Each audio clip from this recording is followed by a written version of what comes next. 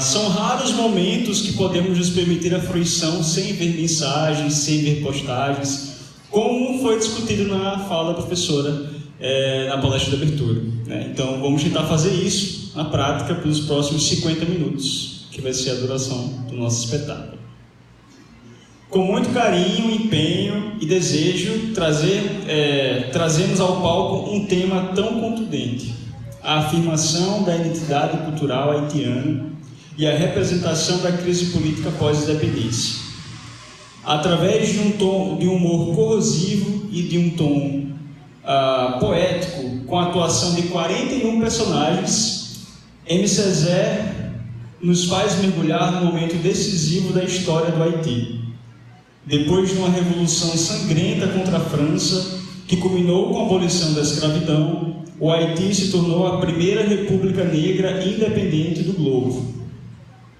O Henri Christophe, um soldado ex-escravizado que se tornou rei do Haiti após o assassinato de Jean-Jacques Dessalines, principal líder da Revolução Haitiana, é o personagem central dessa peça, chamada La Tragédie du Roi Christophe, ou A Tragédia do Rei Christophe. Peço desculpas aos professores de francês que estão aqui. A peça ela reflete a ambição de Christophe de fortalecer a independência, de buscar a identidade nacional haitiana, bem como revela as contradições do próprio Christophe, suas decisões autoritárias e as divergências raciais entre negros e mulatos. Principal figura do movimento da negritude dos anos 1920, o MC Zé questiona então a problemática da identidade negra diante das sequelas da escravidão e do colonialismo. Ao expor os dilemas enfrentados pelos haitianos no período pós-independência, numa narrativa para além das fronteiras do hexágono francês, o autor propõe ao leitor uma profunda reflexão. Desde o prólogo, mostra a divisão política que assola a sociedade haitiana. A peça tem início com a descrição de uma briga de galos, uma das práticas mais populares do Haiti, infelizmente. A rinha descrita serve como metáfora da luta pelo poder entre Pétion e Christophe, no período-chave da construção da identidade nacional haitiana. Com efeito, a leitura dramática de A Tragédia do Rei Christophe tenta unir corpo, voz e texto, bem como permitir ao leitor ou ao aprendiz ser o que quiser, romper fronteiras, experimentar diferentes culturas, descobrir outro mundo, mergulhar na diversidade, compartilhar e conhecer o outro, trocando em sua prática o verbo ler pelo verbo atuar, que é isso que os participantes do grupo vão fazer hoje aqui no palco. Ao ser descentrada e deslocada, a identidade dos participantes torna-se, como explica Stuart Hall, uma celebração móvel, formada e transformada continuamente em relação às formas pelas quais somos representados ou interpelados nos sistemas culturais que nos odeiam. Quando eu, leitor, se encontra com o outro, por exemplo, nesse caso, os personagens da peça, há um choque cultural. Esse estranhamento abre novas perspectivas e suscita questionamentos quanto à ideia de pertencimento. Ao todo, foram 17 encontros, um número funesto para quem estava no Brasil em 2018, mas não é o caso aqui. Entre ensaios e as oficinas teatrais, os participantes eles aprenderam a se conhecer melhor, a melhorar e interpretar a fala de diferentes personagens em francês, o que criou um elo forte entre os participantes, sem nenhuma hierarquia entre o professor e os membros que estavam ensaiando a peça, ajudando um ao outro, torcendo para o outro incorporar o personagem escolhido. Se perguntassem aos participantes se eles gostariam de encenar uma peça mais uma vez, eles certamente diriam que sim, com muito prazer. Dos 15 inscritos, ficaram 7 participantes. São essas pessoas que vocês vão ver aqui no palco hoje. E nós agradecemos a todo mundo por terem confiado no projeto e por estarem aqui hoje. Com vocês, La Tragédie du Roi Christophe. Boa leitura a todos e a todas.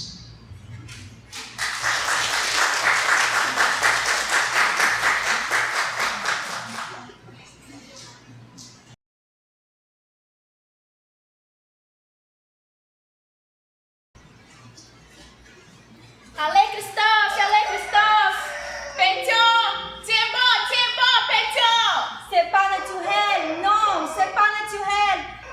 timidi nella pas endoué des graisses de couleuvres ou de mal fini. Frappez, Christophe, frappez! Pétion, fais-le tourniquet! Abrogar! Abrogar! Abrogar! Carriado, fais-le Pétion! Abrogar n'est pas mort! Donnez-lui du jus de canne pour les refaire! Isso foi Louis de lait! C'est de lait qu'il lui faut! Allons, allons! Pétion est un poulet savane! Non, monsieur, encore de premier bec. Faites-lui cuire avec du gingembre. Carrelez! Carrelez!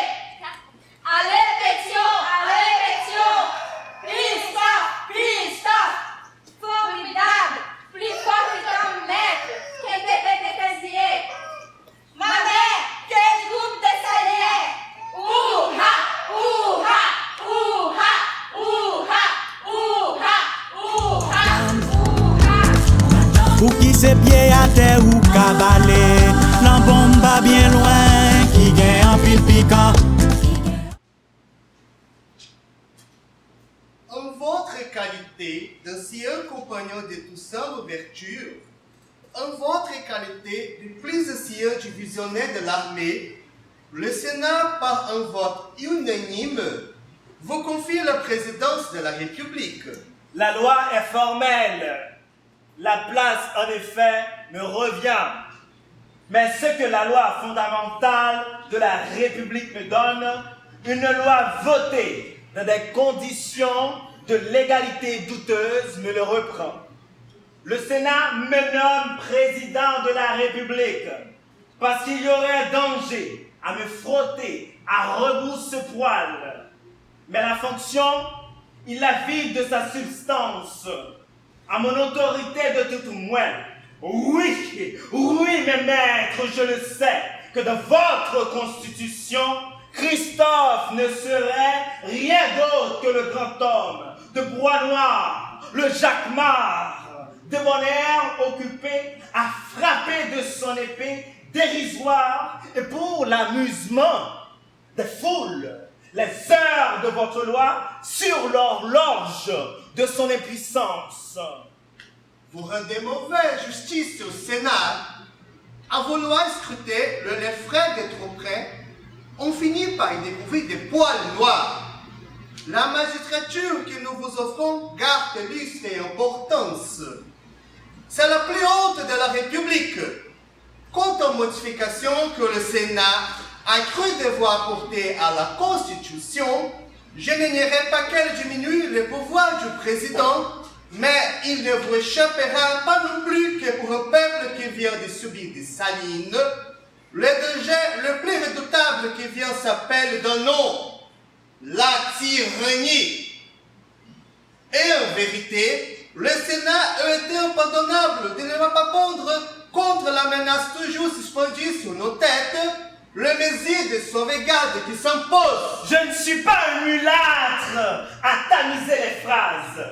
Je suis un soldat, un vieux prévôt de salle, et je vous le dis tout net. Le changement apporté à la Constitution par le Sénat constitue une mesure de défiance contre moi, contre ma personne. Une mesure à laquelle ma dignité ne me permet pas de souscrire. Tonnerre! Un pouvoir sans croûte ni mêle, une rognure, une raclure de pouvoir. Voilà ce que vous m'offrez, Pétion, au nom de la République. Je regrette de me faire les fois comprendre. J'ai parlé de principe et vous ambitionnez à parler de votre personne. Mais le fond finit. Est-ce là la réponse que je dois apporter au Sénat? Comme Pétion sera heureux de me prendre en mot. Et pourquoi dites-vous cela? Parce que Pétion est intelligent. Très intelligent. Elle ne peut s'empêcher de penser que si Christophe refuse le pouvoir, c'est à Pétion qu'il sera offert. Diable! Pourquoi c'est peut raison c'est que vous dédaignez, c'est que vos dingues assez rejettent comme un encre sauvageon, Pourquoi ma bouche l'appréciait-elle comme une pomme douce? C'est que Pétion est intelligent, très intelligent. Dès que le maître Pétion aura accepté le pouvoir vide qu'en effet vous m'offrez, le miracle se produira. Nos bons amis du Sénat, les mulattes de Port-au-Prince, s'emploieront merveilleusement à jouer les fées compatissantes et de nobles doueurs à lui remplir la corbeille. Prenez, Pétion, prenez! Vous verrez, ce sera la cible merveilleuse. En sorte que la modification de la Constitution n'est que moyen grossier de m'écarter du pouvoir sous couleur de me le confier. il faut laisser écarter. Votre tonnerre! Me laisser écarter! Et non, Pétion! Lorsque vous enseignez à un macaque à jeter des pierres, il arrive à l'élève d'en ramasser une et de vous casser la tête. Dites cela de ma part au Sénat, il comprendra. Le Sénat comprendra qu'il n'a plus en face de lui qu'un général rebelle. Et puis cela n'a pas d'importance. Si vous voulez une réponse officielle, une réponse noble, comme les aiment nos salons et nos lieux sucres de Port-au-Prince, dites-leur que je regrette qu'en la circonstance et pas esprit d'animosité contre ma personne. Il n'est pas compris qu'à l'heure actuelle et au milieu de nos traverses, le plus grand besoin de ce pays, de ce peuple qu'il faut protéger, qu'il faut corriger, qu'il faut éduquer, C'est la liberté. c'est la liberté sans doute, mais pas la liberté facile. Et c'est donc d'avoir un État, oui monsieur le philosophe, quelque chose grâce à quoi ce peuple transplanté s'enracine, boutonné, s'épanouisse, lançant à la face du monde les parfums, les fruits de la floraison. Pourquoi ne pas le dire? Quelque chose qui, au besoin de la force, l'oblige à naître lui-même, à se dépasser lui-même. Voilà le message, un peu trop long sans doute, que je charge mon officier, ami de transmettre à mes nobles amis de Port-au-Prince. Pour le reste,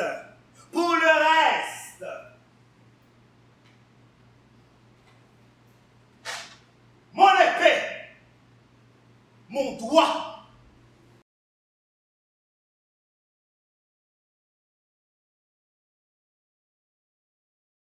Allons, citoyens, rentrez chez vous. Ces bateaux, ce n'est pas notre affaire. C'est celle de Christophe. Chacun son métier. À vous le travail libre, car vous êtes des hommes libres. Le travail pour la nation en péril. À Christophe de nous protéger. Nous bien, notre liberté. Bien parlé, un homme, ça oui, et qui en allait Christophe, par cette mort de Pétion, paraît que pour se faire reconnaître aux anciens colons, en nous proposant une indignité, et ce que les Noirs ont prudemment frustré des privilèges du possédé noir. Mais quoi te bloques-tu? Tu connais la chanson? Christophe est un homme, oui. Pourtant, il est dans la situation, pas au même degré que Pétion, bien sûr. De sa faute un peu. Faites attention, monsieur. Il y a des comparaisons blessantes et dangereuses.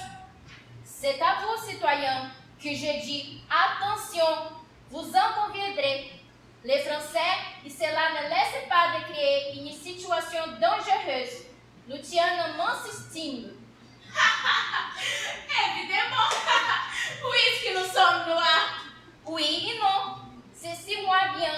Que disent Banque de France, que Pétion et Christophe sont deux faibles? Les Français, voyez-vous, n'ont pas de respect pour la République. Napoléon l'a bien montré. Est-ce que c'est Haïti? Même pas une, mais deux républiques, monsieur. C'est vrai, mais qui fait, mon Dieu, qui fait? Le monde entier nous regarde, citoyens et le peuple présent que les hommes noirs manquent de dignité. Un roi, une cour, un royaume. Voilà. Si nous voulons être respectés, c'est que nous devrions leur montrer. Un chef à la tête de notre nation, une couronne sur la tête de notre chef. C'est là, croyez-moi, calmerez bien, des têtes dont les 21 idées peuvent à n'importe quel moment, ici, sur nos têtes, déchaîner la tempête. Vive le roi Christophe! Assez! Qu'est-ce que ce peuple qui, ma conscience nationale, n'a qu'un glomérat de ragots? Peuple haïtien! Haïti a moins à craindre des Français qu'elle-même. L'ennemi de ce peuple, c'est son adolescence, son infanterie, sa hyène de la discipline, l'esprit de jouissance et de torpeur. Messieurs, pour l'honneur et la survie de ce pays, aussi bien qu'on le dise dès à présent, avec moi, vous n'aurez pas le droit d'être fatigués. Allez, messieurs, allez, dispersez-vous. Vive Christophe! Vive Christophe! Vive le roi Christophe!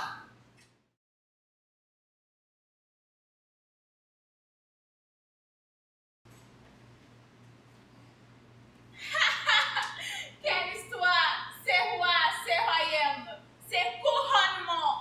On n'arrive pas à y croire. On n'y croit pas, mais on le sent, c'est un raison. Ces rois noirs, un côté bleu ne sait pas. Ces royaumes noirs, cette coupe, parfaite réplique en noir de ce que la vieille Europe a fait, habillée en matière de coupe. Mon cher Basté, je suis un vieil soldat. J'ai commandé sous Toussaint et Dessalines.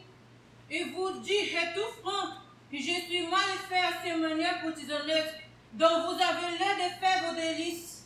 Mon cher collègue, Moni, vous, les ducs de Plaisance, teniez ces discours.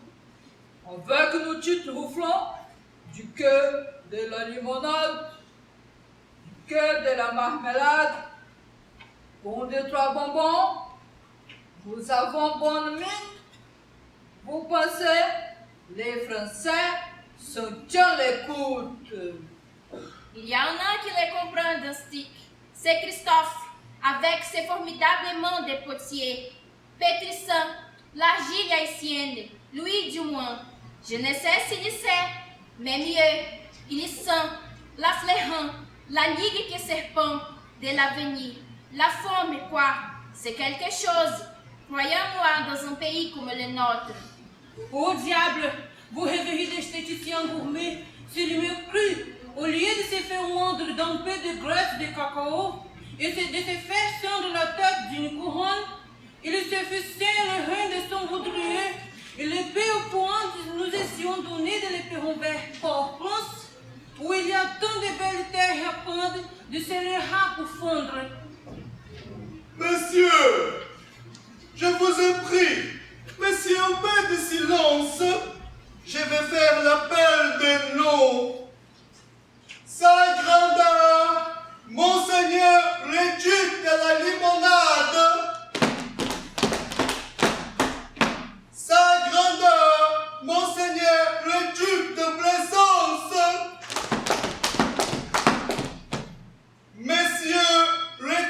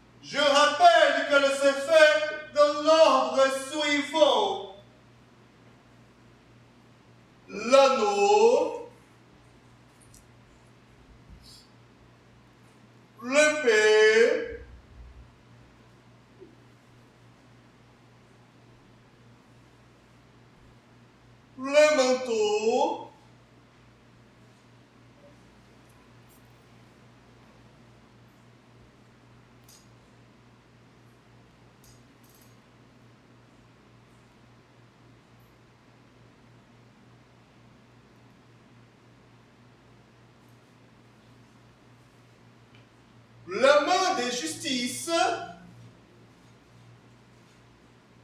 le sceptre.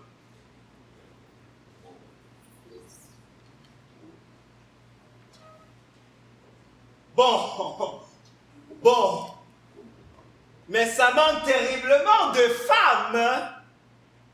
Faites venir ces dames et assignez à chacune d'entre elles sa juste place dans la cérémonie. Allons, mesdames les marquises, mesdames les duchesses, mes chères chevalières, madame de la seringue, madame du petit trou, madame du tape-l'œil, et ma chère commère. La démarche! Soignez la démarche! Pas des gestes angulés, saccadés, des gestes arrondis. Ni les raids d'un soldat à la manœuvre, ni la nonchalance des involtes. Les pieds africains et les bras créoles, un air à la fois digne et naturel et solennel.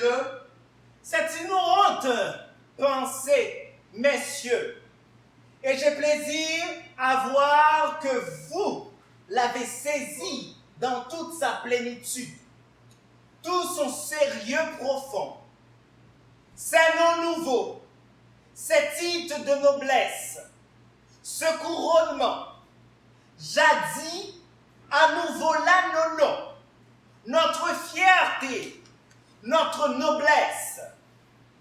Oh, je dis, on nous les vola.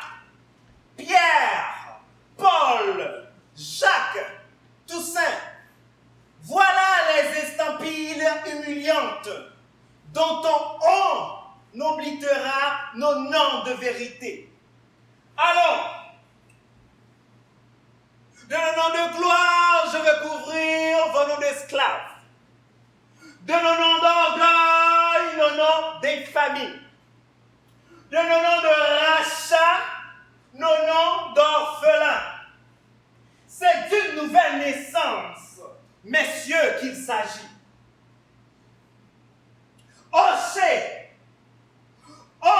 sans doute, secousse aussi, comme disaient mes ancêtres Bambara, secousse jouissance du dire, du faire, de construire, de bâtir, d'être, de nommer, de lier, de refaire.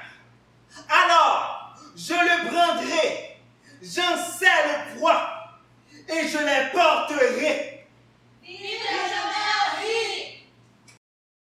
Royauté, pays français, c'est pour marcher, mais non la mer. Dans des temps, en fait, ou guerre, nous faisons maintenant. C'est signe d'unité. Pas de transaction avec les tyrans. C'est un match grotesque.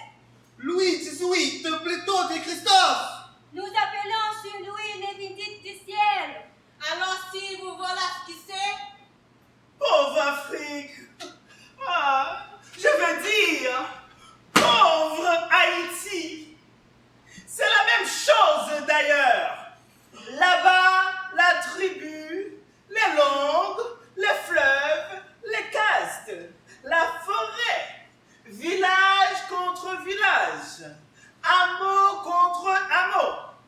Ici, nègre, mulâtre, griffe, marabout, que sais-je, le clan, la caste, la couleur, méfiance et concurrence, combat de coq, de chien pour l'os, combat de poux,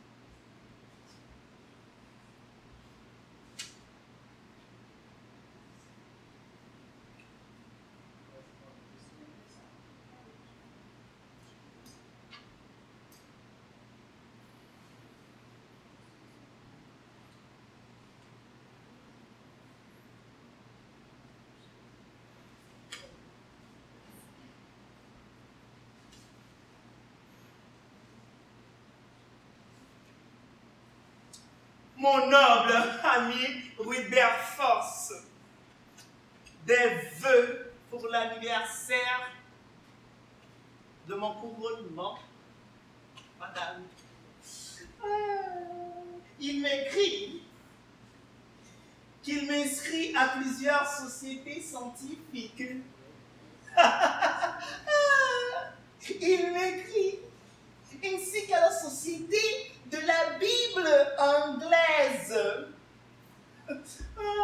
Et archevêque, cela ne peut pas faire de mal. Mais Wilberforce, vous ne m'apprenez rien. Et vous n'êtes pas le seul à raisonner ainsi. Laissez du temps au temps. Mais nous n'avons pas le temps d'attendre quand c'est précisément le temps qui nous prend à la gorge sur le sort d'un peuple sans remettre au soleil, à la pluie, aux saisons. Drôle d'idée. Christophe, je ne suis qu'une femme. Moi, j'étais servante. Moi, la reine à l'auberge de la couronne. Une couronne sur ma tête ne me fera pas devenir autre que la simple femme, la bonne négresse qui dit à son mari: attention, Christophe a voulu poser la toiture d'une case. Sur une autre case, elle tombe, dedans se trouve grande. Christophe, ne demande pas trop aux hommes, et toi-même, pas trop. Et puisque je suis une mère, et quand parfois je te vois emporter sur le cheval, de ton cœur fourgot, les miens à moi, de tes bouches, je me dis, pour vous qu'un jour, on ne mesure pas à meilleur. Des enfants à des mesures du Père, nos enfants, Christophe, songe à nos enfants. Mon Dieu, comment tout sera fini-t-il? Je demande trop aux hommes, mais pas assez aux nègres, madame. S'il y a une chose qui, en tant que les propos des esclavagistes méritent, c'est d'entreprendre nos philanthropes clamés, dans le meilleur esprit sans doute, que tous les hommes sont les hommes, et qu'il n'y a ni blanc ni noir. Tous les hommes ont même droit, j'y souscris. Mais du commun lot, il en est qui ont plus de devoirs que d'autres. Là est l'inégalité. Une inégalité de sommation. Comprenez-vous, madame? Nous seuls, madame. Vous m'entendez? Nous seuls, les nègres. Et si nous voulons remonter, voyez comment s'imposer à nous le pied s'arc-boute, le muscle qui se tend, les dents qui se serrent, la tête, oh, la tête, large et froide. Et voilà pourquoi il faut en demander aux nègres plutôt qu'aux autres. Plus de travail, plus de foi, plus d'enthousiasme, un pas, un autre pas, encore un autre pas, et tenir, gagner chaque pas. Un roi soit, Christophe, sais-tu comment dans ma petite tête crépue, je comprends un roi? Bon, c'est au milieu de la savane ravagée, d'une racouille de soleil, les feuillages durs et ronds du grand mamban sous lesquels il réfugie. Les bétails suffisent d'ombre. Mais toi, parfois je me demande si tu n'es pas tout plutôt, à force de tout emprendre, de tout régler, les grands figuiers qui prennent toute la végétation, alentour et l'étouffe. Cet arbre, madame, s'appelle un figuier maudit. Pensez-y, ma femme. Ah, je demandais trop aux nègres. Tenez, écoutez. Quelque part dans la nuit, le tam-tam batte. Quelque part dans la nuit, mon peuple danse. Et c'est tous les jours comme ça. Tous les soirs. À propos, réseau, envoyez-moi Martial Best. Et vous, bande de paresseux et de Allez danser vous aussi. Allez, foutez le camp. J'ai dit, foutez le camp. Ni femme, ni prêtre, ni courtisan, vous n'entendez pas. Foutez les camps, tonnerre. Nom de Dieu, moi le roi, je réveillerai seul. Majesté, constituer un peuple un patrimoine noir. Son patrimoine lui, des bateaux, des fosses, d'assurance. Je ne vois pas d'œuvre plus digne. On paraît celui qui est loin. Un peuple appelé, un peuple à sa limite, les réveillant à sa force occulte. Précisément, ce peuple doit se procurer, vouloir réussir quelque chose d'impossible. Contre le sort, contre l'histoire, contre la nature. Regardez, Bess. Regarde. Imaginez sur cette peu commune plateforme tournée vers le nord magnétique une citadelle, pas un palais, Bresse, pas un château fort pour protéger mon bien tenant. Je dis la citadelle, la liberté de tout un peuple, bâtie pour le peuple tout entier, hommes et femmes, enfants et vieillards. Mais oui, ingénieur, à chaque peuple ses monuments. Inexpugnable, Bess, inexpugnable.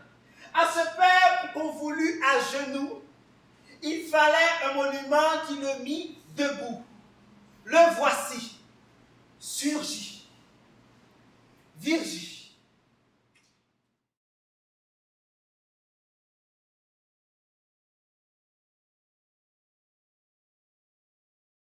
Oui, des enfants, très coquins. C'est l'avenir que nous construisons. Les remparts sans quoi il sera loisible au faucon de voler à gibier vu. L'espalier pour l'arbre fragile, fréquelo. Alors, tout le monde au travail, au service, à transporter des pierres. 10 pierres par jour la femme. Ça ne les tuera pas. De 2 à 5 l'enfant, selon l'âge. Où est Préso? Viens voir ici. Je vous charge, Préso, d'expédier l'affaire Bassin. Que diable! J'ai mis à sa disposition des travailleurs. Je ne lui ai pas donné d'esclaves. Dépêchez là-bas une section de Royal d'Aromène, que l'on attache le gérant fruiteur à un arbre sur la place publique devant le peuple assemblé et qu'on le démolisse à coups de sable, membre après membre. Il est temps de mettre à la raison ces nègres qui croient que la révolution, ça consiste à prendre la place des Blancs et continuer en lieu et place. Je veux dire, sur le dos des nègres, à faire le blanc. Préso, vous toucherez aussi un mot. Je dis un mot ferme. Au directeur du dépôt des talons au haras de parture et de bronze. À vous, Richard. Nous avons un compte à régler ensemble. Moi, Majesté? Vous, Richard, je m'en vais vous rappeler une histoire que vous connaissez. L'empereur Dessalines s'était donné un maître de danse qui, en son honneur, inventa le carabinier. Boucle-la, Hugonin. Le maître de danse s'appelait Manuel. Hugonin a raison. À mon événement, je l'ai fait mettre à mort. Il avait avili la nation en ridiculisant le chef. Majesté, J'envie de pas voir les rapports. Majesté, il dit que ne voit pas le rapport. Boucle-la, Hugonin! Richard, puisqu'il faut vous mettre les points sur les i, vous êtes conduit d'une manière ridicule au Val d'Hierve. Vous le voyez maintenant, le rapport? Majesté, 20 ans de tropique me donnent droit au repos. Le repos. Le repos. Ils ont tous ce mot-là à la bouche. Même vous, Brel, mon vieux compagnon, J'affronte ma vieille mère, Majesté. il y a encore tout à faire, Brel. Votre trône est assuré, le royaume prospère, et vous avez le vent, vous éveillez, précisé par les travaux mosaïques, et qui ne peut plus rien. Table, Brel, quand on a commencé, on n'abandonne pas la tâche. Même pas aller embrasser sa vieille mère. Bon. J'y penserai. En attendant, j'ai pour vous du travail. Hugonet, les paysans sont là.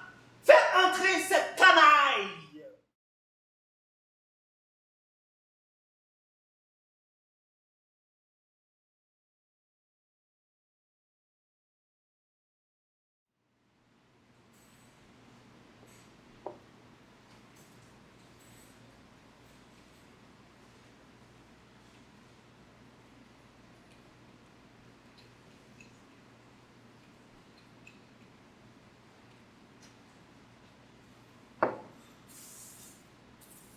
Sancta Maria, ora pro nobis.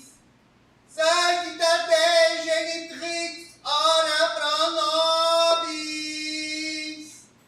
Mater Christi, Mater Divinae Gratiae.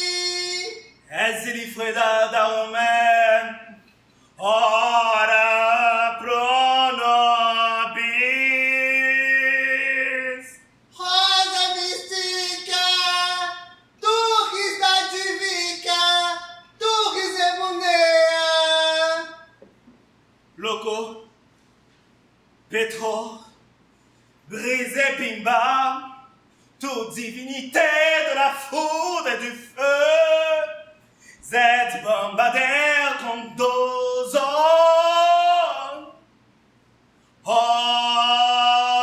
Ora pro nobis. Agnus Dei, Vitorius peccata mundi, Parse nobis. Agnus Dei, Vitorius peccata mundi, exodinos domini. Agnus Dei, Vitorius peccata mundi. Misere.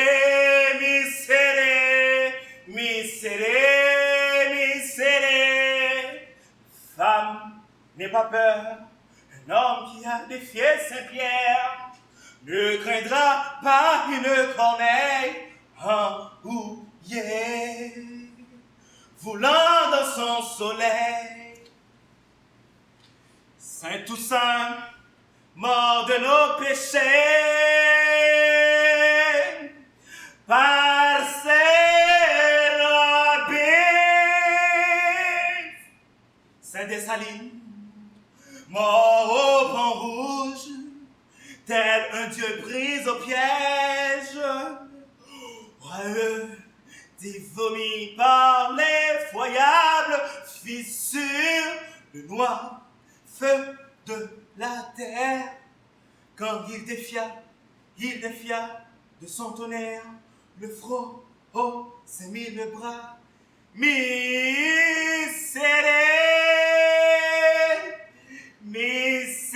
Miserere nobis. Oremus. Concede-nos, famulo tuos,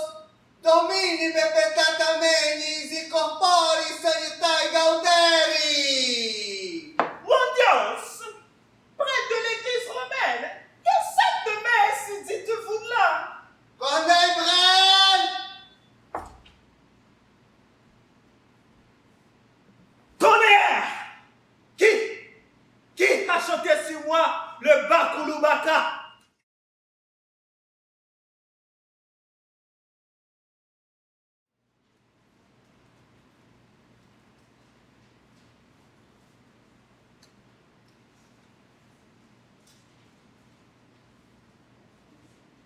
Madame, l'un échappera, étant donné sa constitution pécomine, mais ma probité m'interdit de vous les cacher. Il restera paralysé les restes de sa vie. Vous avez vu sur ménage la fatigue, la tension nerveuse, une grande émotion aussi.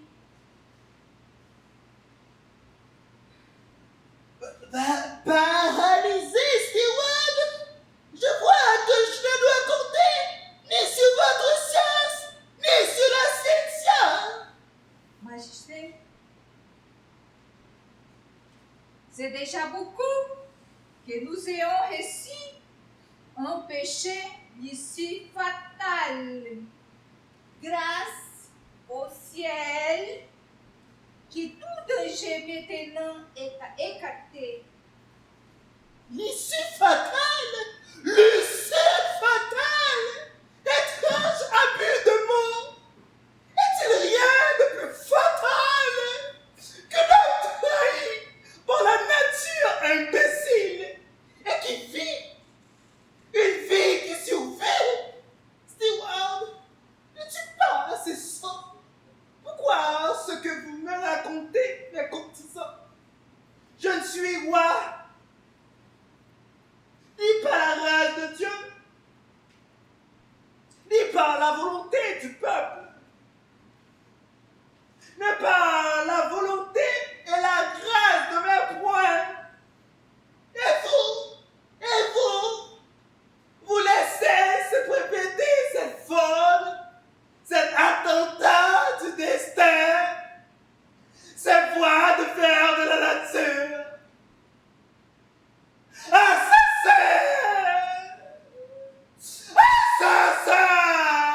Complice d'assassin!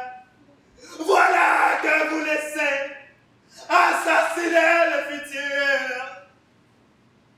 Effectivement, Sa Majesté a besoin de calme et de repos.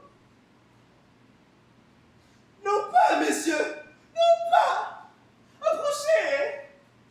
Je vais vous donner mes instructions! Allons, approchez! Je ne vous mangerai pas! Que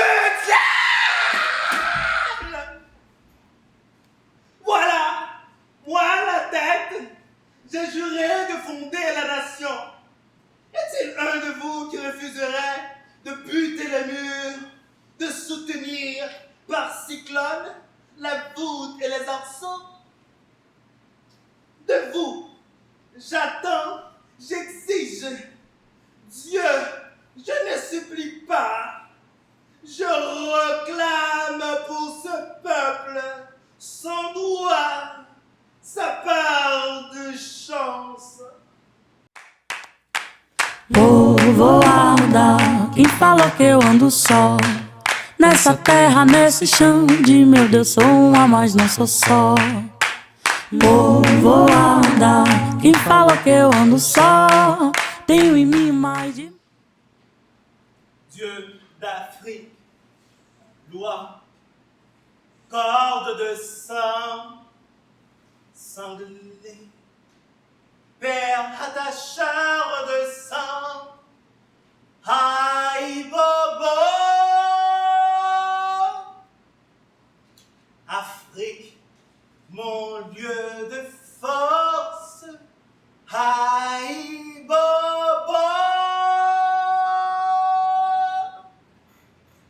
Congo, les pétueux colibris de la turbulure du Datura, je me suis toujours émerveillé qu'un corps si frêle puisse, sans éclater, supporter le pas de charge de ce cœur qui bat. Afrique, de ta grande corne sonne mon sang, et qu'il se déploie de toute l'envergure de vastes roseaux. À sauteur mon cœur battait,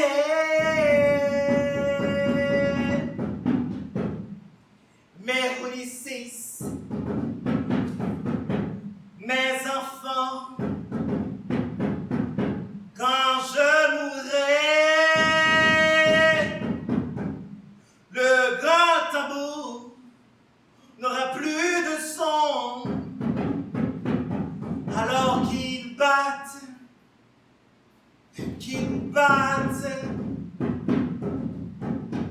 le grand tambour, qu'il me batte un fleuve de sang, un ouragan de sang et de vie. Mon corps, papa Sushibadère.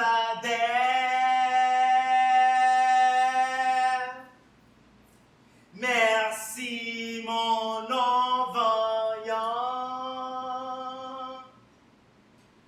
Hola, amis, mes amis, faites sonner le rassemblement, toutes les troupes, mes gardes, mes cavaliers, faites sceller mon cheval. Me croit-il incapable de me battre? Ouf. Suffira que Papa Christophe montre son trocon au haut du cap pour que tout rentre dans l'ordre. Soldats, vous savez à qui vous avez affaire? Des gueux! Qu'apportera-t-il ici, sinon le désordre, l'écurie, la presse? Conduit par un frulequet dont le seul exploit est de s'être vautré sur le lit de Pétion.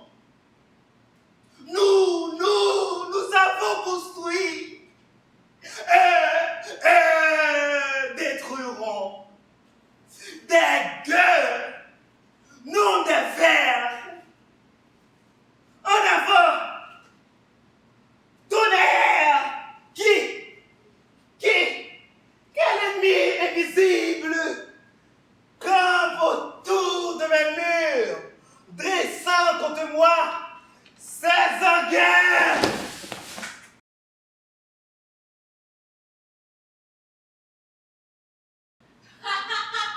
Le roi est mort. Le roi est mort. Le roi est mort.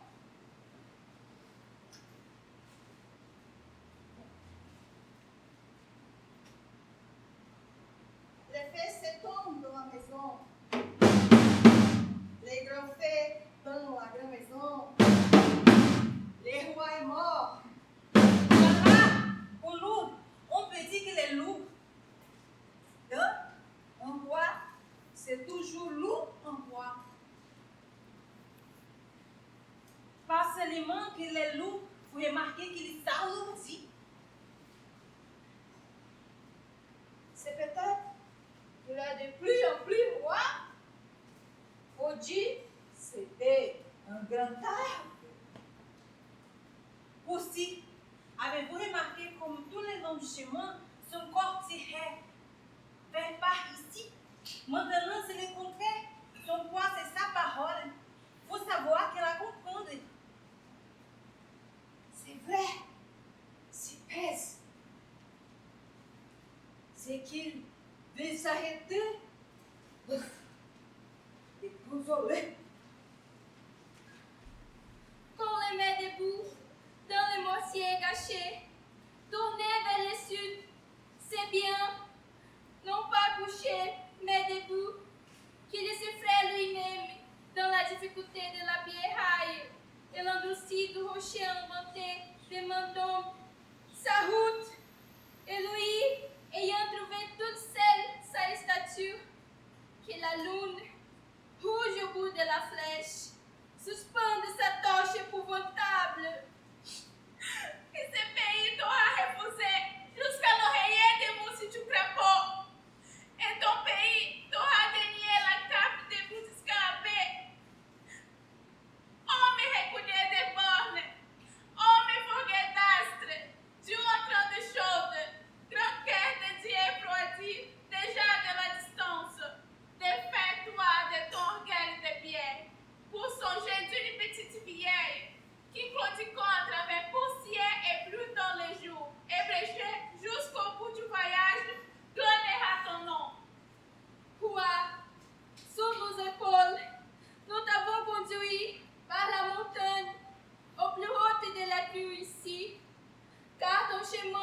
non, soif de la montagne, et te revoilà, roi de vue, suspendant sur l'abîme ta propre table même riale.